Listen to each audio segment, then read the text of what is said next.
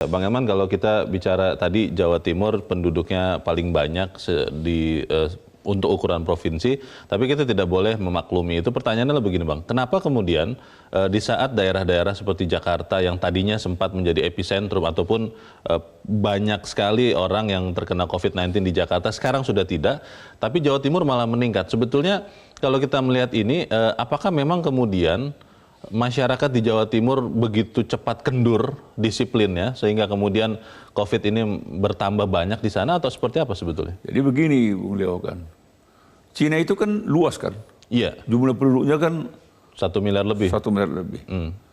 Kenapa bisa sukses untuk melawan corona ini? Iya. Itu karena memang disiplin.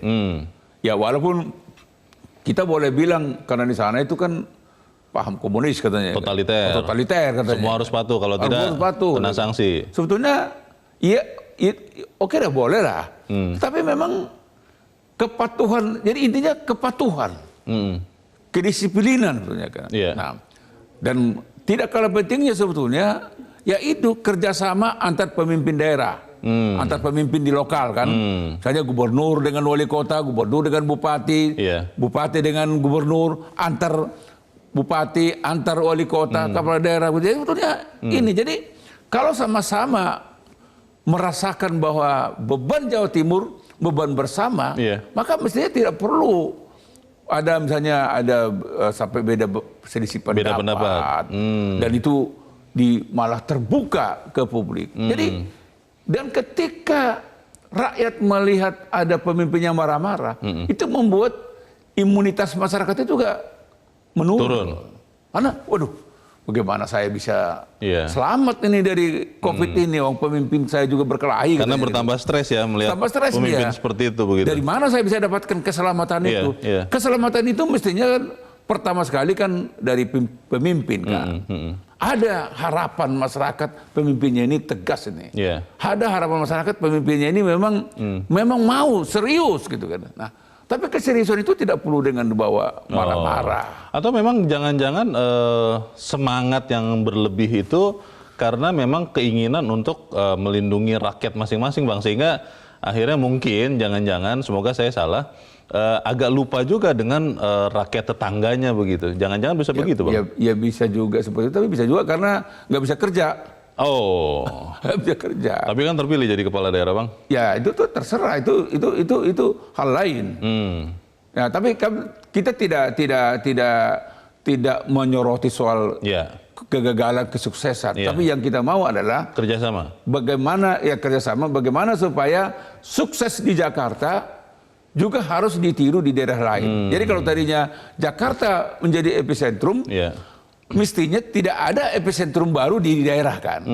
Harapan kita kan begitu. Kita waktu itu kan khawatir juga Jakarta ini. Kapan ini selesai? Tapi karena pemimpinnya di Jakarta ini kerjasama aja dengan masyarakat, dengan camat, dengan kepala dinas, ya itu jalan. Nanti di bagian berikut kita akan coba cari tahu Bang, sebetulnya apa yang terjadi di Jawa Timur, tapi kita harus jeda dahulu dan pemirsa tetap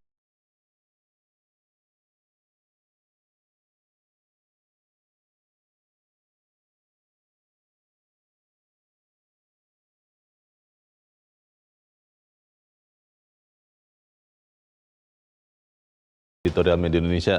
Bang Elman, kalau melihat apa yang terjadi sekarang, apa yang harus segera dilakukan oleh, saya pikir bukan hanya pemimpin formal ya, tapi juga mungkin adalah pemimpin informal, karena kita tahu di Jawa Timur guyupnya itu begitu kuat untuk kemudian menekan persebaran COVID-19 di Jawa Timur, Bang. Begini Bung Leo ya, kalau saya amati sejak 3 bulan, ya udah 3 bulan ini ya. Iya persis hari ini 3 bulan. 3 bulan kan.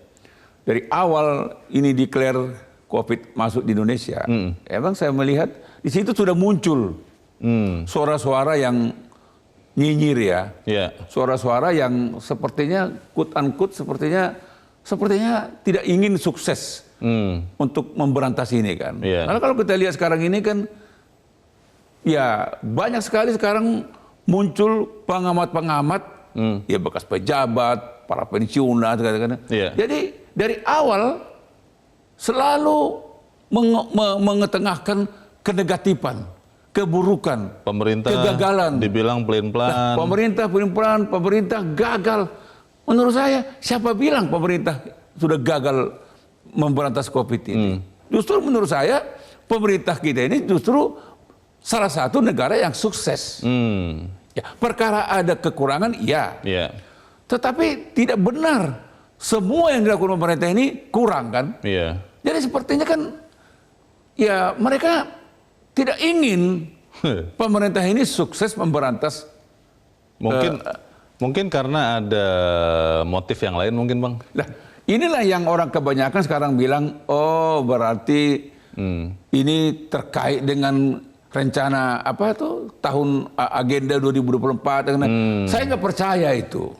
Saya nggak percaya ini dikaitkan dengan untuk 2024 atau pilkada. Tetapi yang kita harapkan adalah mari semua unsur masyarakat tanpa kecuali sama-sama kita dorong pemerintah. Kita kalau kita ada yang tidak setuju, kita sampaikan, tapi berikan jalan keluar. Saya pikir di negara-negara lain, kayak misalnya apa Jepang atau Thailand apa dulu, itu kan mereka juga banyak oposisi di sana. Tapi ketika pemerintahnya itu sedang menuju kesuksesan, dia akui kesuksesan. Fair begitu ya. Fair aja. Jadi jangan hanya menganggap pemerintah gagal. Menurut saya yang gagal justru oposisi kita. Kalau untuk meredam yang di Jawa Timur ini, Bang, apakah memang kita letakkan tugas tanggung jawab itu hanya kepada pemimpin daerahnya, kepala daerah, atau juga bisa para pemuka agama misalnya atau pemimpin masyarakat di sana berperan juga, Bang? Saya pikir Jawa Timur ini kan kultur daerah itu kan unik kan. Jadi di sana itu informal apa itu kan sangat kuat kan. Informal leadersnya kuat, sangat para didengar. Ulama, tokoh-tokoh agama Saya mengetuk hati para tokoh agama, ulama di Jawa Timur supaya mari kita atasi COVID-19 ini supaya Jawa Timur tidak menjadi epicentrum baru gitu ya. Jadi jangan membiarkan kepada kepala daerah. Dan jangan juga membiarkan rakyat tanpa kendali. Jadi menurut saya para ulama juga harus ikut. Misalnya katakanlah kalau di rumah ibadah tetap jaga protokol. Kalau memang belum memungkinkan, rumah ibadahnya jangan dibuka dulu. Jadi lebih bagus kita bersabar, jangan memaksakan. Ayo kita buka rumah ibadah. Kalau belum siap, kalau masyarakatnya juga belum siap, udah kita ibadah di rumah masing-masing dulu. Sambil kita menata, meyakinkan masyarakat. Kalau kita beribadah di misalnya di rumah ibadah, kita ada jarak loh. Dan jangan salam-salaman, jangan cipika-cipiki. Kan gitu. Perlu. Kalau kita melihat apa yang terjadi di Jawa Timur ini, Bang, sebetulnya apakah memang sudah waktunya untuk menambah perkuatan dari pusat, dari pemerintah pusat kepada Jawa Timur, karena kalau kita melihat kan angkanya masih terus bertambah. Apakah misalnya gugus tugas sebagai penanggulangan pusat itu menambah alokasi bantuan di sana, atau seperti apa seharusnya? Apakah memang Jawa Timur sendiri mampu untuk memperbaiki kondisinya sendiri? Ya, pertama sebetulnya itu bisa. Gugus tugas juga menambah kekuatan baru. Tetapi juga pemerintah daerahnya juga harus akur. Satu sama lain harus seiring sejalan. Dan ajaklah para ulama. Ajaklah para pemuka masyarakat untuk bersama-sama. Tanpa keterlibatan pemuka masyarakat, itu saya nggak bisa bayangkan bagaimana Jawa Timur melawan COVID ini. Kita akan tanyakan, Bang, kepada warga Jawa Timur juga dan juga ke beberapa pemirsa yang lain. Kita saat ini sudah terhubung dengan pemirsa Metro TV di Surabaya, Jawa Timur. Ada Pak Henry. Pak Henry, selamat pagi. Iya, selamat pagi, Pak. Selamat pagi, Pak Henry. Bagaimana, Pak? Bagaimana, Pak, kita bisa mengatasi COVID-19 di Jawa Timur sebagai warga Surabaya? Kalau Anda melihat dengan jernih, sebetulnya apa kuncinya, Pak, supaya tidak lagi bertambah banyak COVID-19 di Jawa Timur, Pak Henry? Iya, jadi intinya gini, Pak. Itu namanya COVID. Kalau kita mau tertib ya, kita ada kesadaran untuk masyarakat, baik di level pimpinannya maupun dari level masyarakatnya. Saya yakin nggak akan seperti ini Surabaya.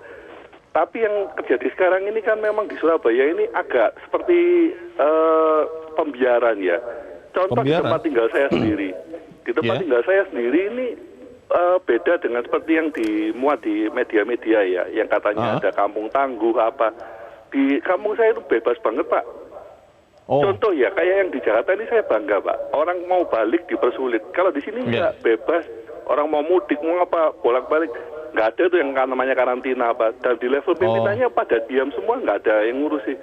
Tapi pakai masker, protokol kesehatan tetap diberlakukan tidak Pak? Nggak ada Pak.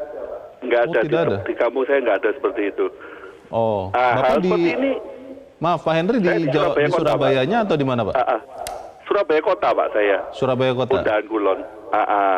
Oke. Dan ini banyak Pak kampung-kampung seperti ini di Surabaya. Ini saya sendiri jadi warga yang berusaha tertib jadi agak gemes gitu loh. Karena nggak ada.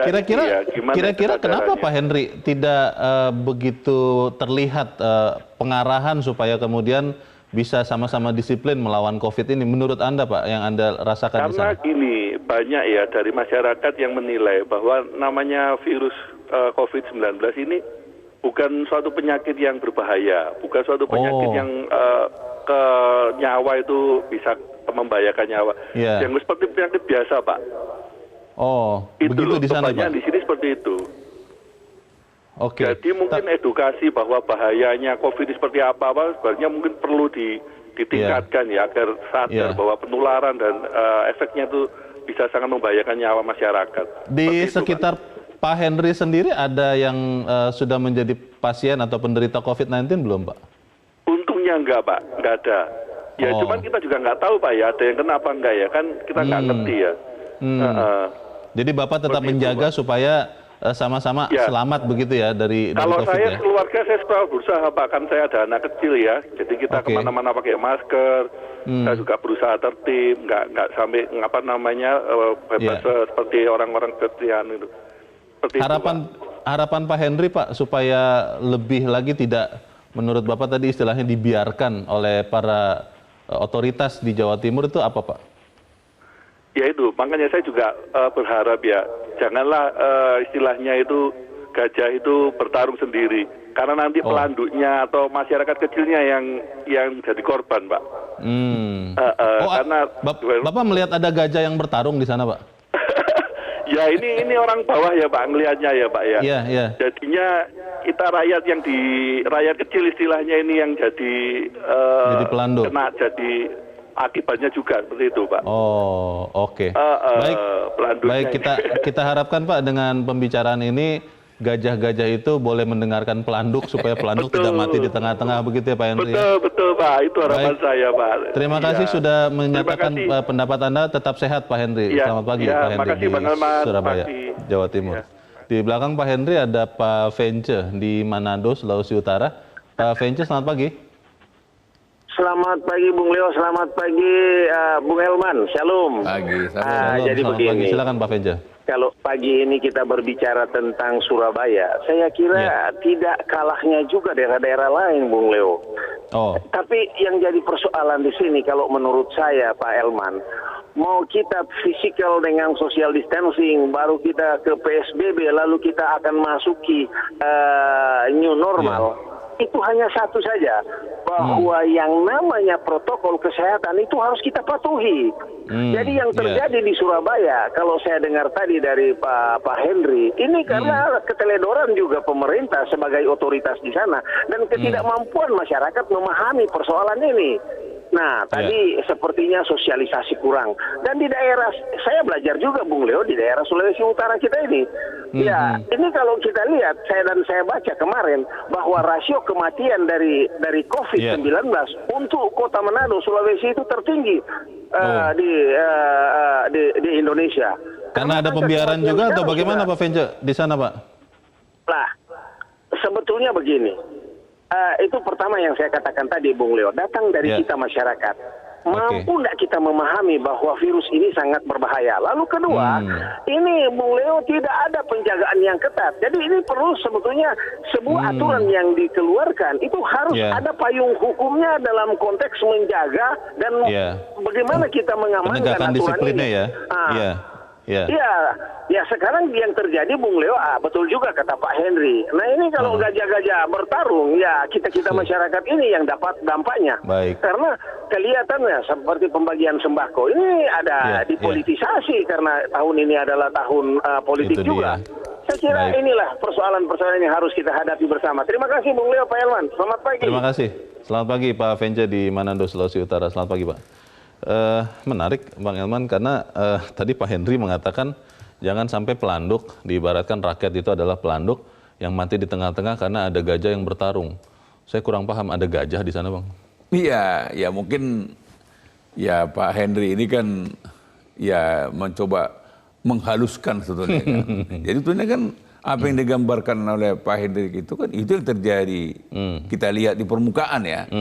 Ya kita tidak akan mau memasuki ranah yang sangat sarkastis ya. Betul. Tapi kelihatannya memang kan ada disharmoni kan antara pemimpin kan. Dan itu terbaca ya oleh warganya tadi Pak Henry itu ya. Sangat terbaca karena memang terbuka.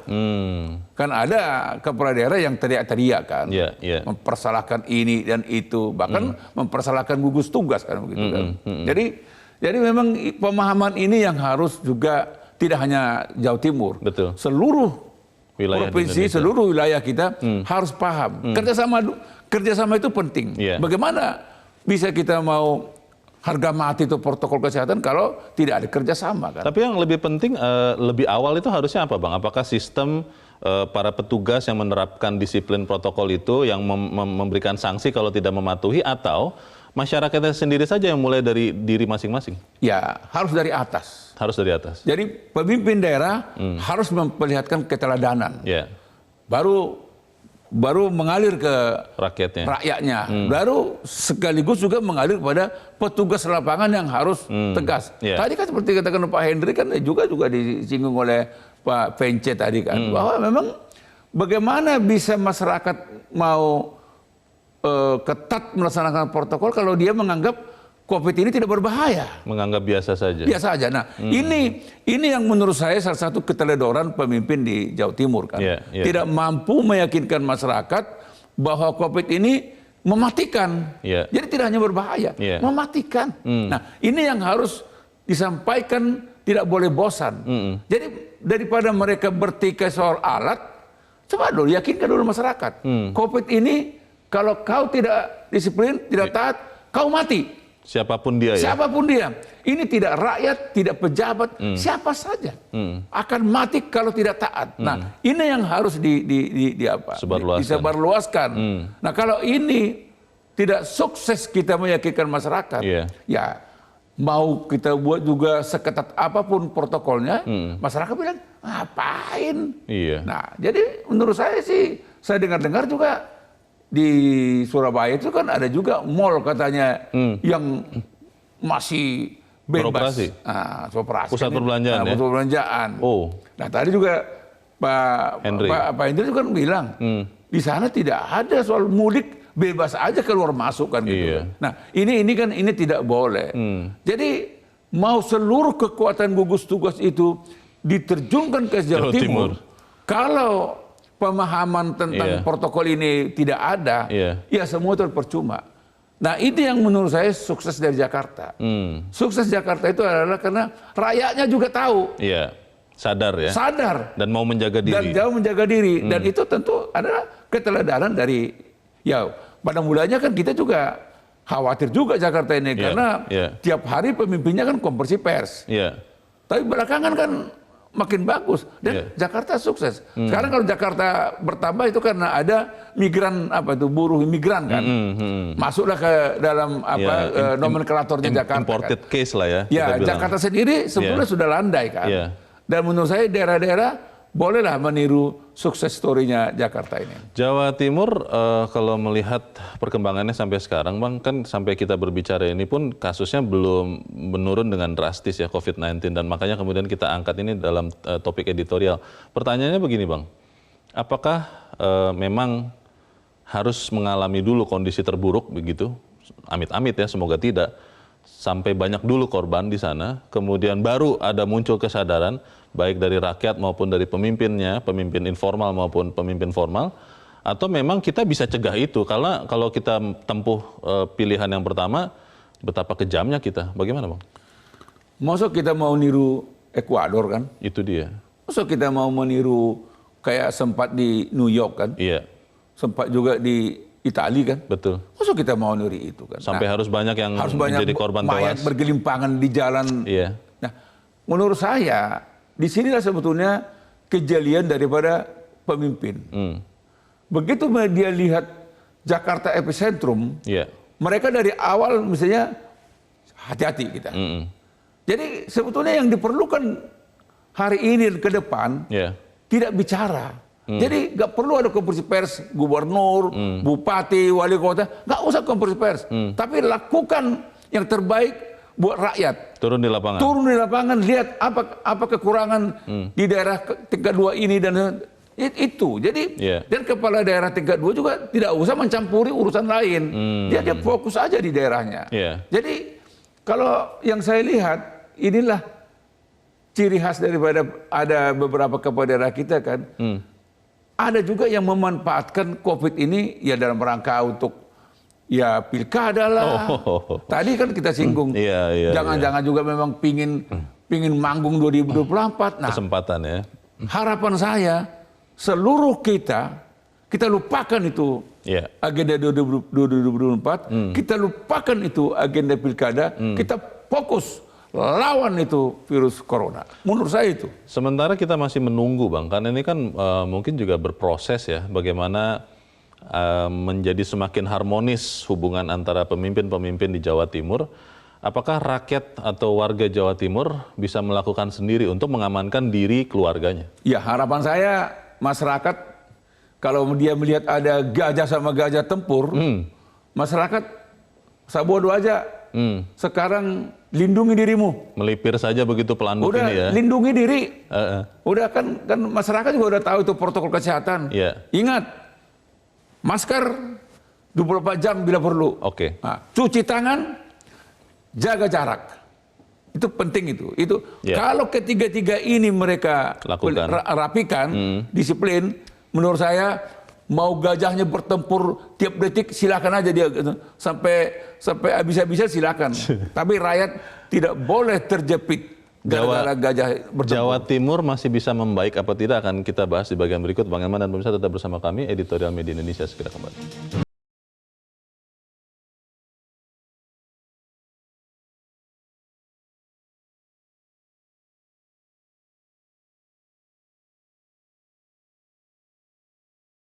Kita di bagian akhir dari diskusi kita pagi ini, Bang Eman, bicara corona baru atau COVID-19 ini diprediksi bahwa sampai tahun depan kita belum bertemu dengan vaksinnya. Beberapa ilmuwan mengatakan mungkin paling cepat adalah Maret tahun depan baru ketemu, tapi itu pun belum tahu juga. Nah, pertanyaannya, di dalam masa yang semakin panjang, sudah 3 bulan sejak ada kasus pertama di Indonesia, ada kecenderungan masyarakat untuk relatif mungkin sudah mulai lelah, mungkin sudah mulai lengah, atau sebagian seperti yang di Jawa Timur menurut Pak Henry tadi, sama sekali tidak menganggap corona ini atau COVID-19 ini berbahaya. Menyadarkan itu di Jawa Timur khususnya dan juga di Indonesia, seperti apa, Bang?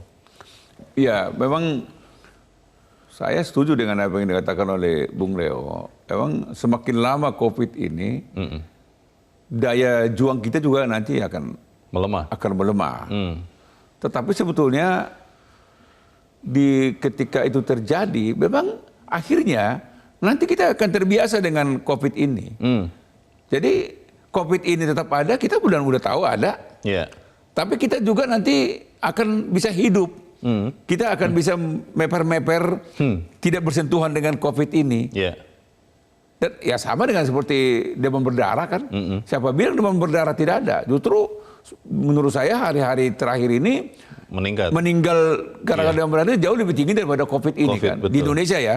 Ya, ada flu, ada TBC, ada misalnya penyakit-penyakit menular lainnya, itu ada. Tapi kita bisa survive kan. Karena kita juga udah ngerti bagaimana menghindar kan. Nah, hanya saja menurut saya ini tidak boleh kita jadikan semacam pembenaran kan. tetap menurut saya kita nggak boleh bosan untuk mengatakan hati-hati, awas, COVID sama dengan kematian. Yeah. Itu harus kita ingatkan itu tiap hari, tiap saat. Jadi kita hati-hati ketika duduk, COVID. Yeah. Ketika kita makan, COVID. Masker jangan sampai Masker lupa. jangan sampai lupa. Tapi nggak boleh juga kita dihantui oleh COVID ini. Sehingga paranoid, kita, jangan ya? Jangan paranoid. Karena kita juga nggak bisa juga hanya gara-gara COVID ini, lalu kita di rumah. Tidak melanjutkan hidup. Tetap diperlukan normal hidup baru itu kan. Yeah, yeah. Kedua yang saya juga berharap adalah, ya mari saya minta kepada orang-orang yang selama ini nyinyir, orang yang selama ini hanya berpikiran untuk mencari kelemahan negatifnya pemerintah dalam COVID ini tolonglah kurangi, dan kalau boleh untuk ke depan hindari dulu untuk memfitnah, hindari untuk mengadili pemerintah dalam soal COVID ini. Jangan mempolitikkan masalah ini. Jangan mempolitikkan COVID ini. Karena itu juga akan menghancurkan harapan masyarakat. Rakyat kita sekarang ini dari Sabang sampai Merauke hanya ingin mendengar kapan itu vaksin sudah ada. Bagaimana, ada nggak metode baru untuk kita selamat dari COVID ini? Jadi harapan-harapan hidup yang sebetulnya yang sekarang diinginkan oleh masyarakat, apakah itu di media sosial, apakah itu di mainstream dan sebagainya. Jadi mereka tidak ingin seperti ada yang mengatakan Indonesia gagal, pemerintah gagal, pemerintah ini. Ada lagi yang mau mengkaitkan COVID ini langsung membuat seminar. Bagaimana untuk menjatuhkan presiden kan? Ini kan konyol. Gitu. Katanya sih itu diskusi ilmiah katanya Bang. Jadi tidak boleh hari ini kita tidak memerlukan diskusi ilmiah untuk menjatuhkan presiden. Tidak usah menambah masalah begitu ya? Tidak usah menambah masalah. Yang kita perlukan sekarang adalah diskusi-diskusi ilmiah untuk bagaimana menghasilkan vaksin. Bagaimana membuat COVID ini hancur lebur. Kalau itu boleh. Bagaimana membiasakan kita untuk tetap sehat, tetap disiplin walaupun masih ada COVID ini. Ini tidak. Dia tidak ngerti COVID, dia sudah seperti guru besar. Bahkan itu tadi membuat seminar. Wah, ini pemerintah ini. Wah, ini Mungkin itu efek samping dari kebanyakan bekerja dari rumah, jadi tidak banyak yang dipikirkan begitu Bang. Ini orang yang gak kebagian. Orang ini sebetulnya pingin menang dalam Pilpres kemarin, mungkin. Semoga tidak ya. Dia mungkin berharap jadi wakil presiden, tapi rakyat kan kasihan kan. Bicara soal Jawa Timur Bang, apakah kita percaya bahwa Jawa Timur baik rakyat maupun pemimpin formal maupun informal bisa keluar dari kondisi COVID-19 ini tetap sebagai pemenang? Jangan sampai kita melihat ada lagi korban, apalagi sampai fatal meninggal begitu karena memang disharmoni yang diduga ada di sana. Bagaimana Bang? Ya menurut saya gini Bung Leo, tadi kan yang dari Jawa Timur tadi, Pak Henry tadi kan itu kan rakyat kecil kan, rakyat yang mengharapkan bagaimana supaya dia tidak terkena COVID kan. Ketika dia menyebutkan ada gajah sama gajah bertempur, pelanduk yang kejepit, tolonglah suara-suara rakyat seperti ini didengar oleh para pemimpin kita di Jawa Timur. Janganlah mereka asik bertikai, tapi akhirnya COVID ini terbengkalai kan. COVID ini malah bisa merajalela. Ketika mereka bertikai, COVID-nya yang merajalela. Tapi ketika mereka serius, COVID-nya akan kejepit gitu.